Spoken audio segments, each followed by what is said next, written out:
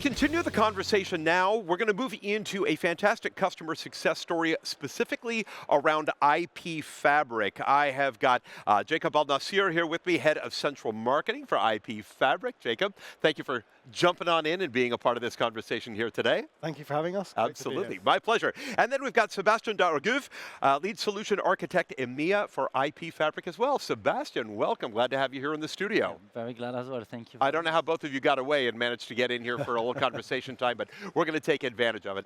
All right, so we're going to talk a little bit about Roma Airport here at this point to be able to bring this story specifically to life, right? All right, so we've heard that Roma Airport has been using IP Fabric to solve a number of different challenges that they've had, including ensuring more accurate network documentation, better compliance.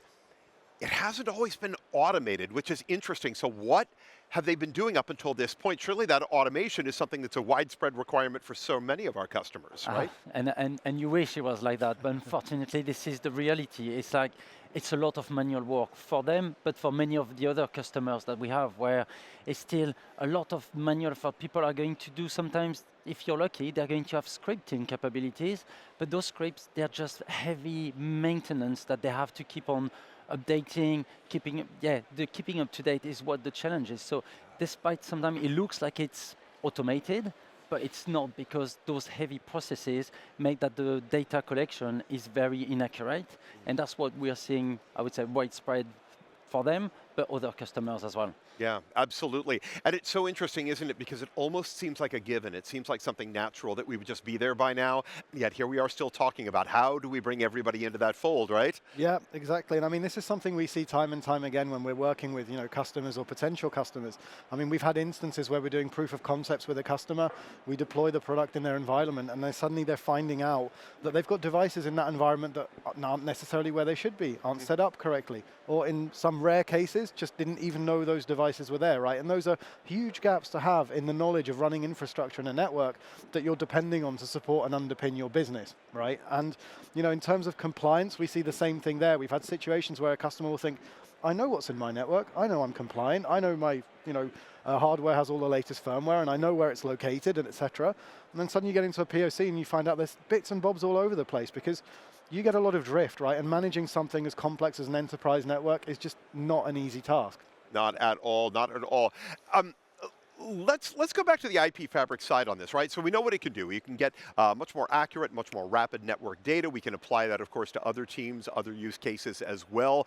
Full network automation, for example. What are you hearing directly from customers? What do they want? How do they want to utilize this capability? Yeah, I mean, we're seeing a lot of examples of this that's around things like, for example, source of truth. We hear a lot about source of truth, and whether it's source of intended truth, which is, this is what my network should look like, this is what we expect it to look like to deliver services, or the source of truth of this is what it actually is. So in a lot of cases, they may have both of those. And really, in terms of managing that source of truth, it's sharing data across teams, as you mentioned yourself. That data is relevant not just for a network team, it's relevant for infrastructure, for troubleshooting teams within service, ServiceNow or ticketing systems, or first line, second level, troubleshooting. But also, it's relevant in terms of like your whole automation strategy, where you kind of need three things for that to work. You need to be able to orchestrate, fulfill, but assure. You need to know if what you've done is delivering the result that you intended, and that's kind of where IP Fabric comes in. Absolutely. Sebastian, let me come over to you on that same idea. What are you hearing directly from your customers? What are they saying to you? What do they want from us? What do they need from us? What is the story that we can share with them? So the first thing that they need is they need to free their engineer time. They need more time to provide the added value that the engineers are there to do, and not just to do the recurring tasks that are very time consuming. So now, talking about some of the use cases, I know, Jake, you mentioned the troubleshooting.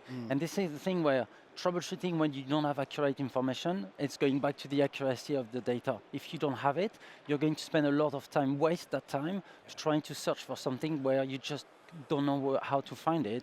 And we see the same from a change management perspective. So now if we look at the automation, it's like, how do you validate your source of truth? If the source of truth should be the holy grail, it's like, this is where all the data that is there should be exactly matching what you've got in your network. But again, we rarely see that because your network is constantly going to be changing. The network team is there to provide changes to the business. We need to add the value, help the business growth. And you can't do that if you don't change, otherwise you're just going to stay where you are. It's an important point. You started out by saying it's the ideal versus the real, right? That adaptability is a great sense of reality. Every customer is going to be different. Every network, every environment is going to be different. The demand from each customer is going to be different. So agility becomes a big piece of this puzzle, doesn't it? Absolutely. Yeah. Go ahead. Yeah, and yeah, so and you know, this is something where having the right product ecosystem that's relevant to solve the what you're trying to solve for a specific instance or company is so important. And I think that's why strong partnerships are so important, right? For example, with Cisco, working together to deliver a solution that solves that customer's problem in a way that's most relevant for them. Right, letting them know what is available to them, because a lot of times they just don't know what that availability looks like. So it sounds pretty clear. So let's say you've got a digital network twin, right, with actionable network data plus an accurate map. It seems to be such a no-brainer, again, from a network and a technical perspective, right? But how have your customers been able to translate that directly into better business value? How have they performed? Yeah, so I think for that is really when you start changing the mindset, where currently the way a lot of companies do it is we're starting from being very reactive. You wait for the phone to ring to someone complaining, saying that doesn't work anymore or it's not working the way it should. And when you start changing that, to say, how can we do things better? And to do things better, you've got to start being more proactive. I want to be able to understand the network better. So once I've got the data that's going to show me how things actually work, I can actually be proactively thinking, oh, I've seen something that's not good in the network. Luckily, maybe it hasn't affected anyone yet.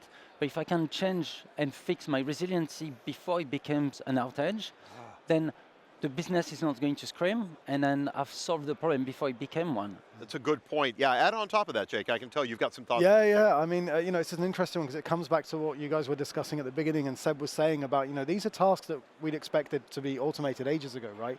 And, you know, we know that resources aren't always abundant, especially within network or ICT teams. They're expected to deliver a lot, usually in short spaces of time with tight resource constraints, right?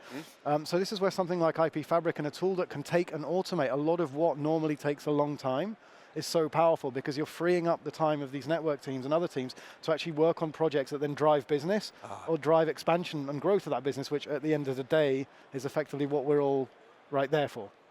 So how do we kick off the next set of conversations with clients, with customers, to let them know not only what IP Fabric can do for them, but to show them these great stories, to demonstrate for them what is possible, what's awaiting them? How do we get that going? How do we get them taking that first step? No, go ahead. Okay. Yeah, so I think this is where once they start realizing that they have hidden problems on the network, and it's the moment you realize that, yes, it could be better, but then it's like, how one tool is it going to help me? Is it really going to help me that much? And I think that we've got customers that really have said to us where something that the data that we provide, if we were trying to provide that ourselves, building our own script or our own mechanism to get that data, could take anything from 6 months to 1 year or multi-year project, where that same data is available within a few days of deploying the tool, and you already have that data available to you. Absolutely. Yeah, Jake, you were starting to say? You know, I think it's one of those things where we see a lot of wow moments when potential customers see the product, right? Because it's one of those things, you're explaining something to them and they're kind of understanding what you're saying and they see the value, right? But they've been doing this thing the specific way for a long time. They may have tried other tools, they may have tried other platforms, tried in-house solutions, right? And they've potentially not resolved what they've wanted to.